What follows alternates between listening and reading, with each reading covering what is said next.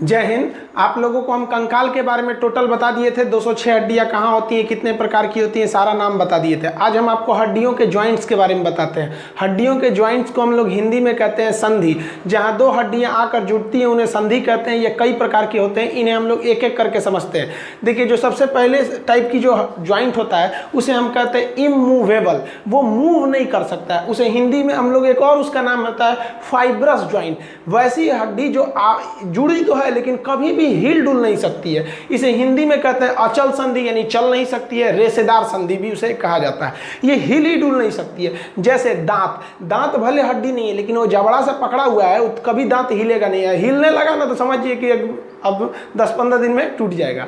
अब जैसे खोपड़ी की हड्डी जुड़ी हुई है लेकिन वो कभी भी हिल डुल नहीं सकती। ऐसे खोपड़िया हिलता है, क्या हिलता है तो समझिए कोने एक बांस दे दिया है खोपड़िए पे। तो खोपड़ी की संधि को हम लोग सूचर भी कहते हैं। एग्जाम में एक बार आया था कि सूचर कहाँ पाया जाता है, तो खोपड़ी में। रेशेदार संधि खोपड़ी में। तो हम लोग का ये इमूवेबल को हम क्या कहेंगे, फाइब्रस अचल संधि या फिर रेशेदार संधि, दांत और खोपड़ी में पाई जाती है। आप यहाँ खोपड़ी के ऊपर ये देख रहे होंगे, ये स्कल वाला हिस्सा। स्कल में कितनी हड्डियां होती हैं हम आपको बता चुके हैं इससे पहले वाले चैप्टर में। ये देखिए, ये सारी जो हड्डी हैं एक साथ तो है नहीं। ये क्रेनियम जो बॉक्स है, ये इसमें तो 8 हड्डियां होती हैं। कहाँ हिल डुल सकती हैं? ये एक तरह का बॉक्स बनाती हैं जो सेफ्टी देते हैं अंदर के ब्रेन को। तो ये कौन सी संधि हो गई भाई? ये इमूवेबल हो गई, यानी अचल संधि हो गई, फाइब्रस या फिर सूचर संधि। दूसरी जो कैटेगरी आती है हड्डियों के जॉइंट्स की, वो आती है स्लाइटली मूवेबल। आपको पता है स्लाइटली मतलब हल्का सा मूव करेगा। स्लाइटली मूवेबल का एक दूसरा नाम है जिसे कहते हैं कार्टिलेजिनियस। इसमें कार्टिलेज की मात्रा ज्यादा रहती है। ये अपूर्ण संधि है, मतलब देखिए ना पूरी तरह से ये चल फिर सकती है और ना ही इसकी तरह एकदम एक जगह रह सकती है। ये हल्का सा मूवमेंट देती है, बहुत हल्का सा, इसलिए इसे कहते हैं अपूर्ण संधि। अब ये कहां पाया जाएगा? रिब्स में और बैकबोन में। देखिए, छाती की जो हड्डी होती है, जब हम सांस लेते हैं तो थोड़ा सा फैल जाता है। आप देखते होंगे कि कभी भर्ती वगैरह में जाते हैं लोग, पुलिस वगैरह में, तो सीना फुलाओ तो हल्का सा फूल जाता है। 5 सेंटीमीटर 80 से 85 मांगता है। तो वो रिब्स है, थोड़ा बहुत मूव करने का काम करती है। और बैकबोन, रीढ़ की हड्डी, आप ऐसे झुकेंगे तो हल्का सा रीढ़ की हड्डी इधर घूम जाएगा, इधर घूम जाएगा।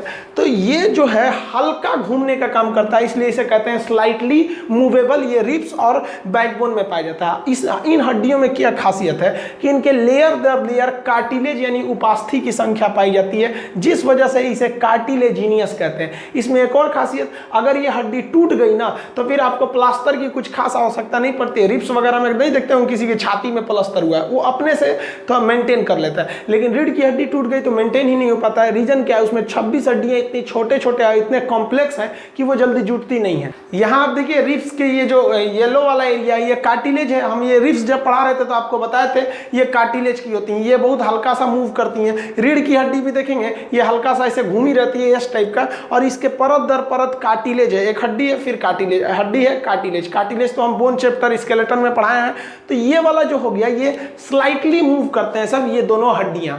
इमूवेबल देख लिए फाइब्रस, और स्लाइटली मूवेबल कार्टिलेजिनियस भी देख लिए। अब मेन जो क्वेश्चन आते हैं वो आते हैं फ्रीली मूवेबल।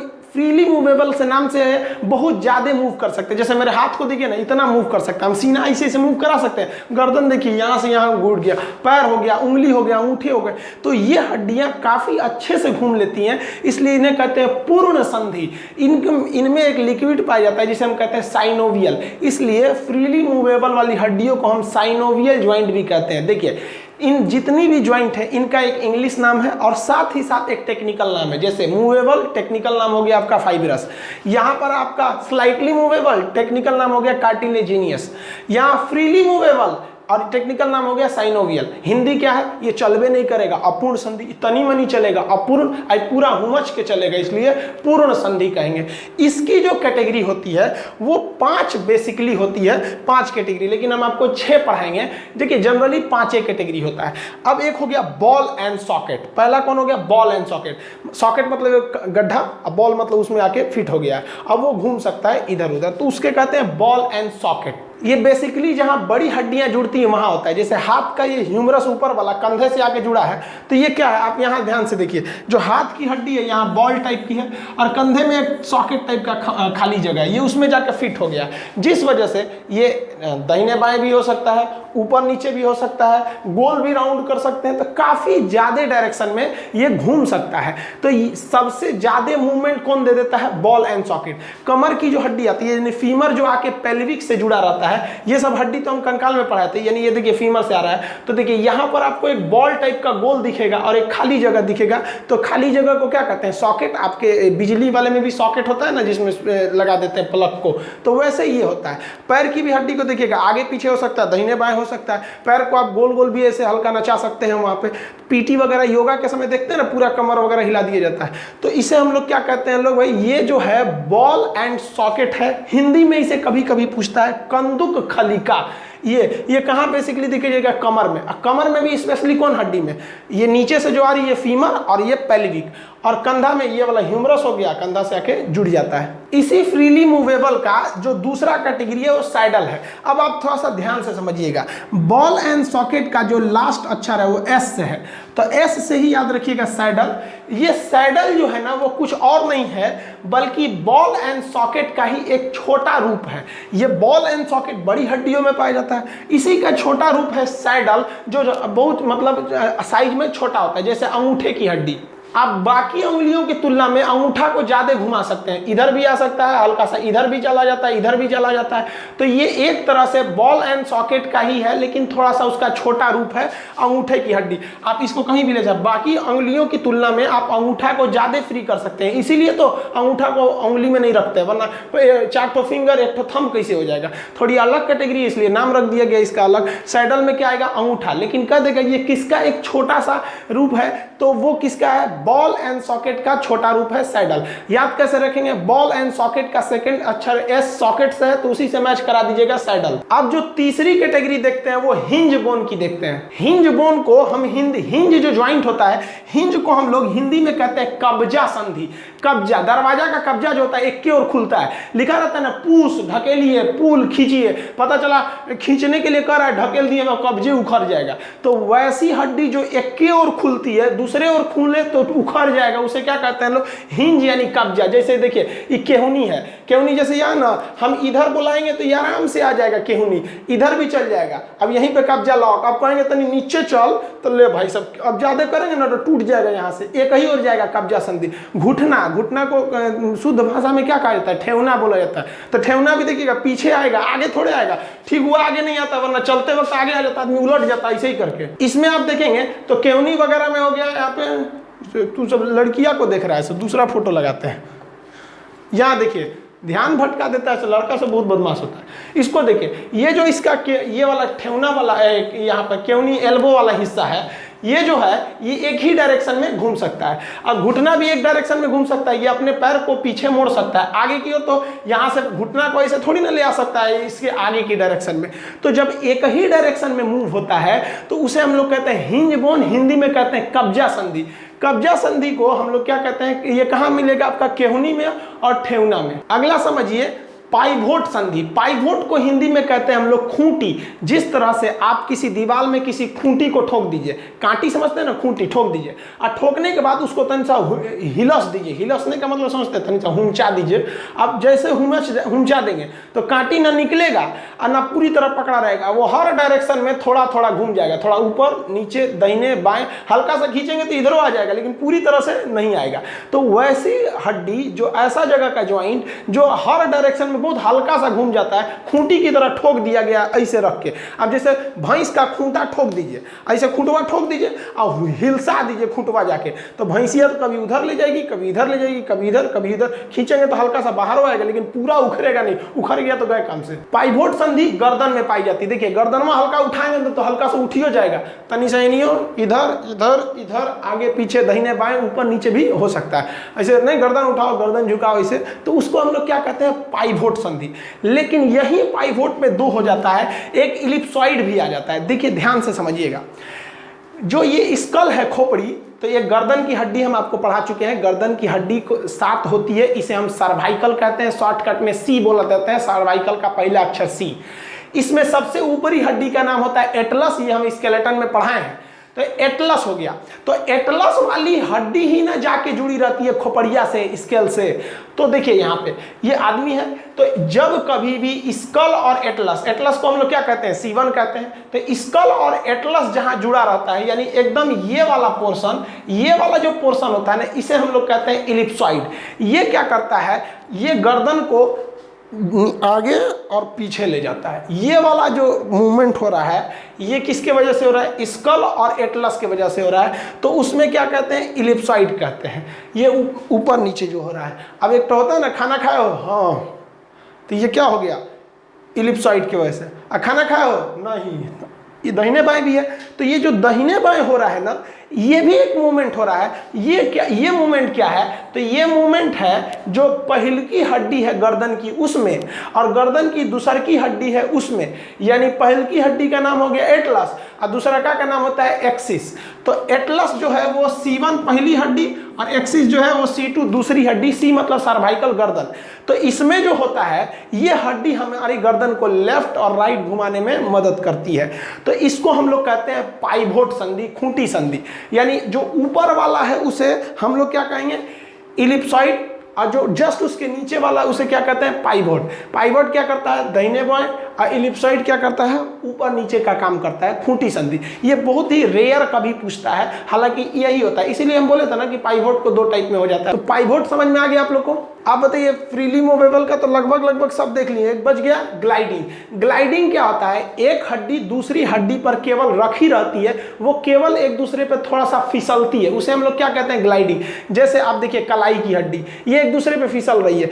हथेली की हड्डी देखिएगा, हर हड्डी एक दूसरे पे रखी हुई है, फिसलती है हथेली। बचपन में हम लोग क्या करते थे, लोग किसी की हथेली को ऐसे पकड़ लेते थे आगे से, ताकि उसको फिसलने का मौका ना दे, और ऊपर से दबा देते थे। अब उसका बाप बाप चिल्लाता था, क्योंकि ये ग्लाइडिंग हड्डी है, इसको फिसलना जरूरी है एक दूसरे के ऊपर। आप ऐसे भी हथेली वाली दे भाई ना यहाँ पर, तो क्या करते थे लोग, उसको यहाँ से पकड़ के इधर से अंगूठा से दबा देते थे कि फिसले नहीं, और ऊपर से दबाते थे, वो चिल्लाने लगता था। ये एक दूसरे पे फिसलती है, तभी तो हम अपने औजुरी समझते हैं इसको, जो कटोरवा टाइप का हो गया। बचपन में आदमी पानी पीता था, स्कूल में जाके मुंह लगा के पी दो तो सब गाली देने लगता था, अरे मुंह क्या लगा दिया नल में, औजुरी से पियो।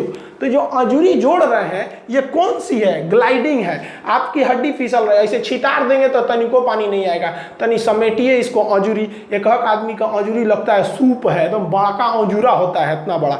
तो ये क्या है, ये कैसे मुड़ रहा है, ग्लाइडिंग। ग्लाइडिंग जो घूमता है, इसी वजह से इसमें कुछ सामान हम लोग रख सकते हैं। जैसे देखिए ये अंगूठी पहनी है, लग रहा है कोनो महिला का हाथ है यहाँ पे इतना। तो ये देखिए, तो ये क्या हो गया भाई साहब, कलाई की हड्डी और ये जो हथेली वगैरह की जो हड्डी है, ये केवल एक दूसरे पे ऊपर फिसलती है। इसे हम लोग क्या कहते हैं, ग्लाइडिंग जॉइंट के नाम से जानते हैं। कलाई या हथेली की हड्डी यहाँ पर ये वाला हो गया। इस तरह से आप देखें कि हड्डियों का इंग्लिश नाम, उसका टेक्निकल नाम, इसमें सबसे कॉम्प्लिकेटेड था फ्रीली मूवेबल। ये छोटी हड्डियों में होता है। आप इसका एक स्क्रीनशॉट लेना चाहते हैं तो इसका स्क्रीनशॉट ले लीजिए, फिर हम आपको हड्डियों के बारे में बताते हैं, गठिया वगैरह कैसे हो जाता है। हड्डियों के बारे में कुछ और समझिए कि अगर कहेगा कि हड्डियों में कौन से टाइप का उत्तक यानी कौन सा टिश्यू पाया जाता है, तो तरल संवहनीय उत्तक या संवहनीय उत्तक पाया जाता है। पूरी संवहनीय उत्तक उसे कहते हैं जो शरीर को जोड़ के रखता है। जैसे ब्लड पूरे शरीर में घूम रहा है, हड्डी पूरे शरीर में है, तो संवहनीय उत्तक का बना होता है। हड्डियों के अंदर जहां ज्वाइंट होती है, उस ज्वाइंट पर एक लिक्विड पाया जाता है, जिसे हम लोग कहते हैं साइनोवियल द्रव या साइनोवियल लिक्विड। ये क्या करता है, किसी भी हड्डी को ईजिली मूव करने के लिए मदद करता है। जैसे दरवाजा में जो कब्जा होता है, तो आदमी थोड़ा सा ग्रीस पोत देता है, नहीं तो तेल ओल डाल देता है। दरवाजा वगैरह में देखते हैं ना, मशीन में तेल ओल डाल दिया जाता है। इससे क्या होता है, वो फ्रीली मूव करता है।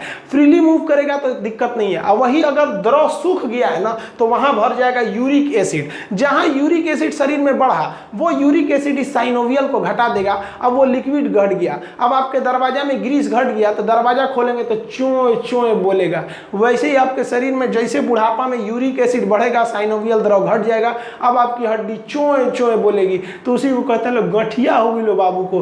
तो देखिएगा, बूढ़ा बुजुर्ग आदमी को गठिया हो जाता है, घुटना में बैठिए नहीं पाता, बैठेगा तो चोए चोए करेगा, तो पकड़ के बैठेगा, अरे बाप हो, लाठी ले रहेगा। अब बैठ जाएगा तो उठेगा एकदम कहर के। वे बुढ़ापा बड़ी खतरनाक होता है। तो गठिया में यूरिक एसिड बढ़ जाता है। अब एक चीज ध्यान से समझिए, टेंडम और लिंगामेंट क्या हो जाते हैं सब। टेंडम किसे कहा जाता है? जहां मांसपेशी, आखिर मांस जो है वो हड्डी से पकड़ा है कि नहीं, ऐसे अलगे थोड़े ना झूल रहा है, तो जहां मांस और हड्डी जुड़े रहते हैं उसे हम लोग कहते हैं टेंडम। आप इसे शॉर्टकट में अगर लिखना चाहें तो इसे आप मैट लिख सकते हैं। कैसे? देखिए, एम से मांस, ए से अस्थि यानी हड्डी, टी से टेंडम। मांस और हड्डी जहां मिलते हैं उसे टेंडम कहते हैं। अगर आप चिकन बनाते होंगे कुकर में और अगर 12 सीटी लगा दीजिए, जहां 12 सीटी लगा देंगे ना तो टेंडम जितना है वो गल के खत्म हो जाएगा। तो कुकर जब खोलेंगे ना तो हड्डी अलग मिलेगा, मांस अलग मिलेगा। हड्डी और मांस को कौन जोड़ के रखता है? टेंडम। किसी किसी में टेंडम बहुत ज़्यादा होता है, तो कोई मुर्गी लाइएगा ना, बूढ़ मुर्गी, उसे सुरा के मीटवे नहीं गलता है, उसका गलबे नहीं करेगा, घींचना पड़ेगा इसे, उसको खींच के, काहे के लिए वो बूढ़ मुर्गी का टेंडम जो है तगड़ा था, यानी हड्डी से मांस बढ़िया से पकड़ा हुआ था। समझ में आ गया? बुढ़ापा में टेंडम वगैरह गल जाता है, देखने झूल जाता है आदमी का शरीर एकदम। अब लिंगामेंट क्या होता है? जहां हड्डी हड्डी से जुड़ी रहती है उसे हम लोग क्या कहते हैं? लिंगामेंट। जैसे आप इस एग्जांपल में देखिए, ये हड्डी और ये हड्डी, यहाँ मांस की एक परत है तो ये तो हो गया भाई साहब टेंडम। लेकिन यहाँ देखेंगे अगर एक हड्डी ये है और ये हड्डी है तो इसके बीच के खाली जगह को हम साइनोवियल कैविटी यानी खाली जगह, गुहा कहते हैं। और एक हड्डी जब दूसरी हड्डी से आके जुड़ जाती है तो हड्डी हड्डी के जुड़ने से हम लोग कहते हैं लिंगामेंट कहते हैं। तो जहां हड्डियों का ज्वाइंट होता है उसे क्या कहेंगे? लिंगामेंट। यहाँ भी लिंगामेंट होगा, यहाँ भी लिंगामेंट होगा। आजकल डॉक्टर एक टेक्निकल भाषा का प्रयोग कर रहा है। जहां ज्वाइंट से हड्डी टूट रहा है ना तो पेशेंट को डरवाने के लिए कर रहा है, oh my God what happened with his, कहेगा इसको ना टूटा नहीं बोलेगा, कि नहीं कहेगा हाथ टूट गया, कहेगा लिंगामेंट टूट गया, लिंगामेंट। अब बेचारा मरीज अनपढ़, उसको क्या पता है लिंगामेंट को नहीं, उसको लगेगा है भी कुछ टूट गई लो हमरा, कि डॉक्टर साहब बचा लीजिए। हाँ कोई बात नहीं, 1 लाख जमा कर दो। डॉक्टर, वकील, अगर आप नहीं जानते हैं तो बढ़िया से खाली कर लेगा सर। तो ये क्या है कि अगर ज्वाइंट से टूटा है, कहीं से ठेवना वगैरह से टूट गया ज्वाइंट से, तो वहाँ का लिंगामेंट टूट गया तो डॉक्टर कहता है लिंगामेंट टूट गया। और बीचवा में से कहीं टूट गया तो कहता है कि फ्रैक्चर हो गया, फ्रैक्चर। अब तो कुछ दिन में ये भी कहेगा सर कि लिंगामेंट टूट गया यहाँ पे।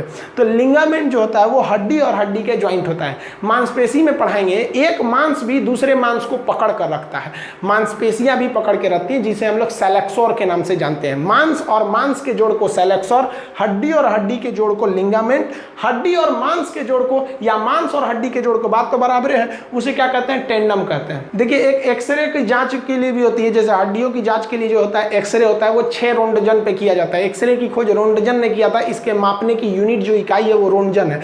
20 रोंटगन से ऊपर का एक्सरे कर दिया जाएगा ना तो आपको बीमारी हो जाएगी। और जब परमाणु बम फटता है ना उसमें 200 रोंटगन का एक्सरे निकलता है, तो लोगों को लगता है परमाणु बम गिरने से आग उग लग जाता है, कुछ नहीं होता है। परमाणु बम एक तरह का प्रदूषण है, जहां फटेगा वहां के एरिया में एक प्रदूषण आएगा, और ऐसा प्रदूषण जो दिखाई नहीं देगा। जैसे डॉक्टर आपका एक्सरे करता है तो क्या रोशनी दिखाई देती है? नहीं दिखाई देती, लेकिन हड्डी के अंदर का फोटो बना के चला जाता है। ये केवल 6 रोंटगन पर होता है। अब मारेगा परमाणु बम ना 200 रोंटगन पर बन जाएंगे मच्छरदानी, इस पार से उस पार दिखने लगेगा। अब ये सब के बारे में हम आपको आगे कभी बता देंगे। पीडीएफ वगैरह के लिए जैसे हम आपको इन्फॉर्मेशन दे देंगे कि इन सब चीज़ों का जो पीडीएफ वगैरह है वो जब ऐप जल्दी लॉन्च होने वाला है 15 अगस्त के लगभग में, तो उसमें हम आपको बता देंगे। तो वहाँ आपको पीडीएफ मिल जाएगा, इसके टेस्ट टॉपिक वाइज टेस्ट वगैरह की व्यवस्था हो जाएगी। अभी इतना समझिए, मिलेंगे नेक्स्ट वीडियो में, तब तक के लिए जय हिंद।